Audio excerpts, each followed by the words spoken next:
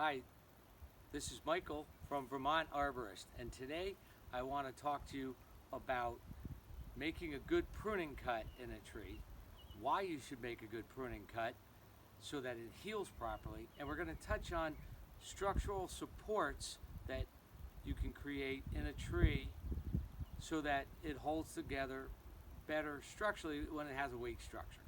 Okay, so here we go. Let's go over, this is the tree we're going to talk about. It's one of my favorite trees anywhere. Just happens to be my tree at my farmhouse and with the barn in the background there.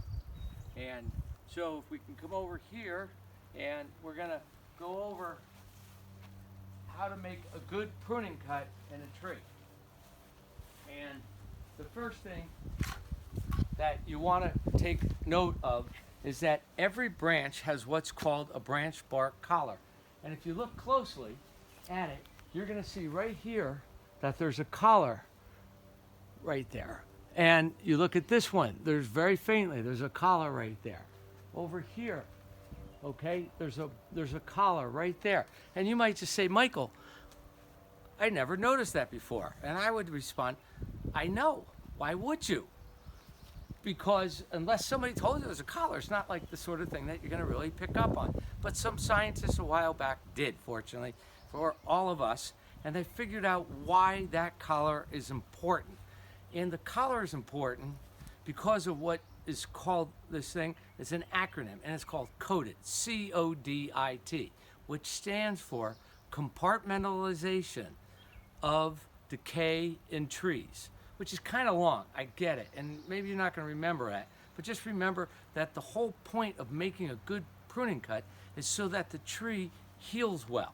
And so if I'm going to make a pruning cut here, and a lot of times you go to somebody's house and you see these stubs all over the place in the trees they prune, you don't go out here. You also don't go in here to make a pruning cut, okay? Now I've cut the collar, and that's worse. What you want to do is you want your pruning cut to be right there, right on the collar. So if I'm going to take this branch off, and let's just do that, I'm going to start actually out here and make a big stub so I don't have a tear, okay? And so take that off, okay? There's that.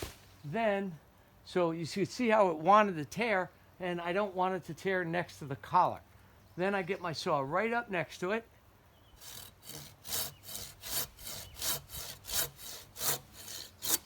and I make a good pruning cut, okay? That will allow it to heal properly and make what is called a good callus growth. Over here, let's take a look at this. A while back I made a pruning cut, and you can see how this side was a little bit closer, and it's healing nicely right there. And this side, I got a little bit of a stub there. It's having a little more trouble growing around it. That's why I was a little more conscious to get it nice and close this time, okay? But here's another one where I made a nice pruning cut a long time ago in this tree. And that pruning cut, you can see up there, is healing, and it will eventually close off completely, and then no pathogens can get in there. So when you make a good pruning cut, what the tree will then do is it will send out defense mechanisms, okay? Immediately, it wants to keep pathogens, microbial activity from damaging that pruning cut, because any pruning cut you make in a tree is effectively a wound in the tree. You bang your car into a tree, it essentially is a wound to it as well, and a tree heals in a similar manner. So what it does is it has 4 different wall systems in it, and it's that whole part of that coated I mentioned earlier.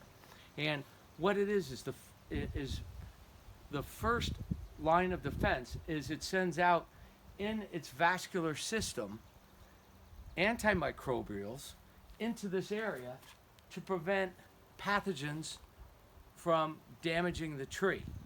The next line of defense are these 4 walls that are formed.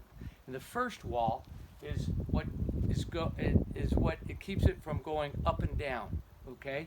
And so it sends out lignin, essentially, into the tree and prevents the wound and the pathogens that might come with it from spreading up and down in the tree. The next one is what is behind it. It's the first good annual ring in there that prevents it from going, the wound from going in or any decay from going in. And then finally there's these radials that go around. That's the third one, and it stops it from moving around the tree internally. So it's up and down from the back, and then also around. Those are three. Then the fourth one is these callus growth that forms and makes the callus root growth and eventually wound wood to form over this pruning cut, or the damage you did when you backed your car into a tree. And it will form wound wood, a callus growth first, and then wound wood to heal up that wound.